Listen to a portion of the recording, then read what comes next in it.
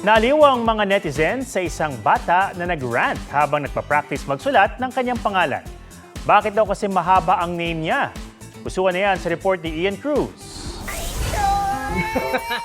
Ito ang bonding ni Baby Boomy with her daddy. You want to know the story of your name?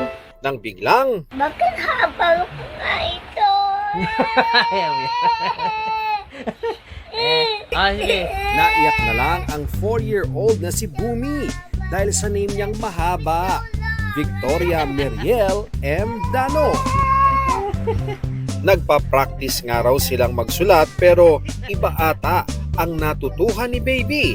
Ang pangalan niyang tila nakakapagod isulat. Oh, yung pahinga. Sige, dito na ulit. Katatapos lang ng kanyang nursery school. So, ang advice ng advisor is ang teacher na practice more kasi kumbaga sa ibang aspect okay na siya eh.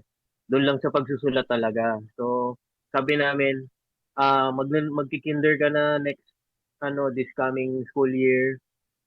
Learn to write, mag-practice ka. Kaya mahaba kasi daddy keep it so long. Sorry na. Dapat isa lang. Napagalitan pa nga si Daddy na todo explain. Victoria came from Victor, my name, and you're Victoria. And Mariel came from Mommy, Mommy Mariel. So your name is both Mommy and Daddy's name. Ang assignment, kailangang mapuno ang kanyang papel.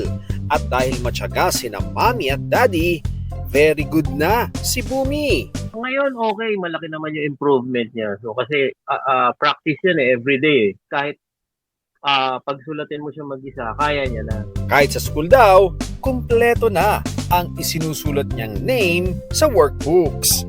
Like ba? Yes, go. Ian Cruz nagbabalita para sa GMA Integrated News.